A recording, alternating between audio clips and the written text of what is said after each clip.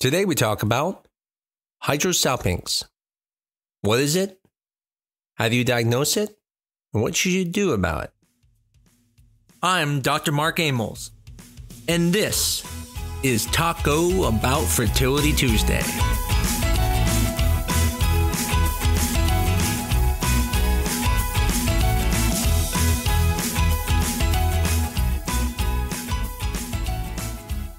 You may have heard this term Hydrosalpinx.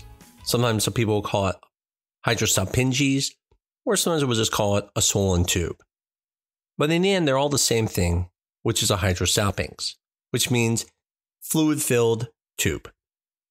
What I'm going to do is talk about Hydrosalpinx from the standpoint of what it is. I'm going to talk about how do you diagnose it, what's the treatment for it, what's its impact on your fertility, and when you should even consider removing your fallopian tubes. So why should you even care about Hydrosalpinx? Well, the reason why is because if you have one and you're going through IVF, having one will reduce your chances of IVF working by 50% and will increase your risk of a miscarriage by double. Those are scary numbers. So let's talk about what is it? So as I mentioned, simply, it's a tube filled with fluid. Now, your fallopian tube connects to your uterus, and then the ends of it are in the pelvis that surround the ovary, and that's where it picks up the egg. Now, sometimes the end of that tube can be scarred and can close up, and then what happens is that the part near the uterus is also kind of closed, and it fills up with fluid.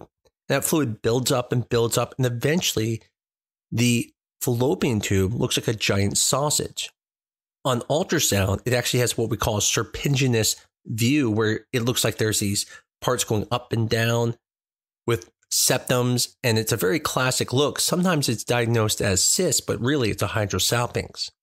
These are usually caused due to some infection, whether it's pelvic inflammatory disease from chlamydia or gonorrhea, or even just surgery. Some infection usually causes it and creates the fallopian tube to club, closing off the end of the fallopian tube, and then again, some type of restriction at the proximal portion of the tube as well. Outside of fertility, these can actually be very painful at times. Every time you have a period, if it's pushing blood with pressure into that area, it expands those fallopian tubes and causes pain. And so a lot of people after the fact will be like, oh yeah, I did have a lot of pain with all my periods. Now, outside of fertility, that's the concern. And some people will have them removed just because they're having pain, but other people may not have any pain at all, may not even know they have them. And so incidentally, they'll have a surgery and they'll go, oh yeah, your tube is swollen. Now for fertility, as we talked about, the impact on fertility is severe. It will reduce your chances of IVF working by 50% and increase your chances of miscarriages 2 times. Now, what about outside of IVF? Well, it does still impact fertility, but we don't have those type of statistics that we do in IVF, but we do know it affects it. Now, when it comes to the diagnosis, as I mentioned, some people may just have pelvic pain, and that could be due to endometriosis, that could be just painful periods. So a lot of times we don't think about Hydrosalpinx just because someone's having pelvic pain. It's usually after the fact when we find it, we go, oh, that makes sense why they were having that pelvic pain. So rarely is this diagnosed because someone just comes in for abdominal pain and we think, oh, it's probably a Hydrosalpinx. The way it's usually diagnosed is incidentally, when someone's just doing their normal workup for fertility and does a hysterosalpingogram, also known as HSG, and we find that the tube swells up like a big sausage and we go, oh, there's a Hydrosalpinx. That being said, you can diagnose them with other methods, such as transvaginal ultrasound, HSG, laparoscopy, and really any type of imaging modality such as MRI or CT. What's interesting is that some of the modalities won't catch it because the tube isn't swollen. So a lot of times we'll have a patient going through IVF and we don't see a Hydrosalpinx on ultrasound, but then halfway through the stimulation, when her body starts making more fluids and the uterus is making more fluids, it starts to swell up and then the Hydrosalpinx is completely apparent. So that means just because you've had the normal ultrasound does not mean you don't have a Hydrosalpinx. And so the best test for this, in my opinion, is going to be the HSG, because that's really going to show you with filling up the tubes with a dye if those tubes are swollen or not. Laparoscopy is just as good, but that's more invasive, and that's why I wouldn't recommend that as the first choice and would recommend an HSG. Matter of fact, I just had a patient recently who was seen at a very qualified clinic, with this clinic seeing patients from all over the world and highly respected, and they thought she had a hydrosalpinx based off of ultrasound. And when I reviewed it and looked at the images, I disagreed and thought it was a cyst or potentially scarring due to prior surgery. So we actually did an HSG, is what I recommended, and we ruled it out. And she did not have a hydrosalpinx. But the point is, even at this highly regarded medical center, an radiologist was diagnosing a hydrosalpinx off of ultrasound and was incorrect. And that's why I feel the hysterosalpingogram is probably one of the best techniques to rule it in or out. Now, if you know you have a hydrosalpinx, you don't want to do an HSG because you can actually push the infection into the pelvis, and that will actually create more problems. So you don't ever confirm that you have an hydrosalpinx with HSG, but you can rule out one with an HSG. Again, the reason you wouldn't want to rule in is because if you already know you have it, then why would you cause that harm? Just go to surgery. There are not a lot of treatment options when it comes to a hydrosalpinx. Now, if you're having pain, like salpingitis, then they may put you on pain medications like they're treating PID, pelvic inflammatory disease, and wait till it calms down. But if you have a hydrosalpinx and it's causing pain, or you are having problems with infertility, really the only treatment is to remove the fallopian tube. This procedure is called a salpingectomy. Although this is an invasive procedure where they have to put a camera in your belly and then remove the tube with 2 other pokes on your belly, it's overall a minimally invasive procedure. The risk is very low, and because of the small size of the fallopian tube, it can be removed through the main port where the camera was, reducing the amount of incisions you have to have. When it comes to pain, it can potentially relieve you from your pain and you can have a better quality of life. Even if you're not having pain, by removing it, you at least prevent the future problem of having pain where you may develop salpingitis, which is inflammation of the fallopian tube. From the fertility standpoint, you'll benefit by increasing your chances of success because you'll be reducing the miscarriage rate and increasing the success rate of IVF by removing the affected tubes. So the question comes up is, why? Why is this even an issue? I mean, aren't we bypassing the fallopian tubes anyways? And the answer is yes, we are. But the problem is that tube that's filled with that fluid is toxic to the embryos. And so when that fluid works its way back into the uterus, it's going to be toxic to the embryos and will lead to things like miscarriages and even preventing implantation. This hostile environment is what causes your pregnancy chances to reduce by 50%.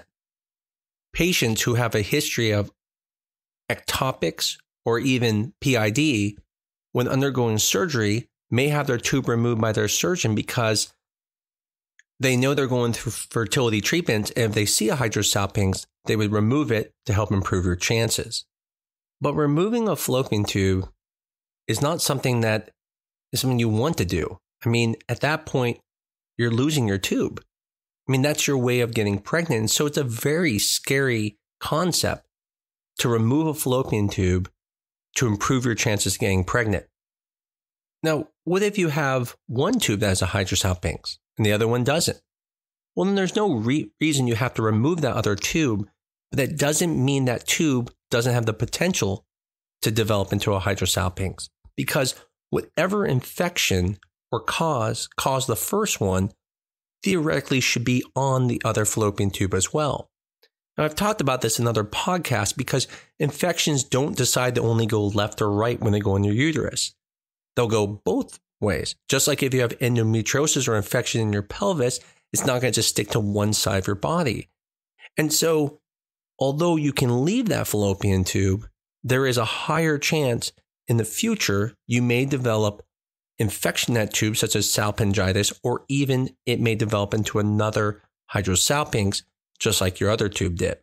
So there are some surgeons who would recommend removing both, but I would always caution someone about this because it depends your situation. If you're someone who makes tons of eggs, gets tons of embryos, you really have nothing to worry about. Worst case, you just do IVF again. But if you're someone who has a very hard time getting pregnant, then you only make a few eggs and your chances with IVF are not that great. Removing that tube really does put you only in the IVF treatment realm, and you're not a great candidate for it. And so I would be hesitant to remove a tube if it didn't absolutely need to be removed, regardless if there may be disease in that tube or not. And that's important to understand because when you leave that tube, you do have a higher risk of an ectopic pregnancy because that Hydrosalpinx showed there must be some infection history in the past. And if that infection history is also on that other fallopian tube, that can then lead to ectopics in the future. If you look just at the women who have tubal disease infertility, there's approximately a 20% chance that they have a Hydrosalpinx. So as you can see, it's not a very common thing, but in the groups who have tubal disease, it is actually more common than you would think. One thing I'd like to mention, which is in the diagnosis of Hydrosalpinx, is when you should be sometimes concerned if you have one. Anyone who has repetitive failures with implantation IVF who has not had their tubes tested should do an HSG. If you're someone going through a frozen embryo transfer, and every time you keep developing fluid inside your cavity, even after you start progesterone, you should check a hydrosalpingogram because that fluid could be coming from that fallopian tube.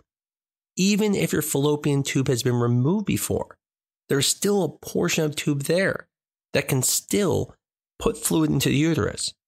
So just because you've had your tubes removed doesn't mean you can't still have a portion that has a Hydrosalpinx. So again, if you're having problems with implantation or fluid developing in the cavity, that's another time that you should look into this. If you're someone who's worried about having a Hydrosalpinx, as we discussed, go get a hydrosalpingogram and you can rule it out. If you're someone who has a Hydrosalpinx, you need to talk to your doctor and talk about their options.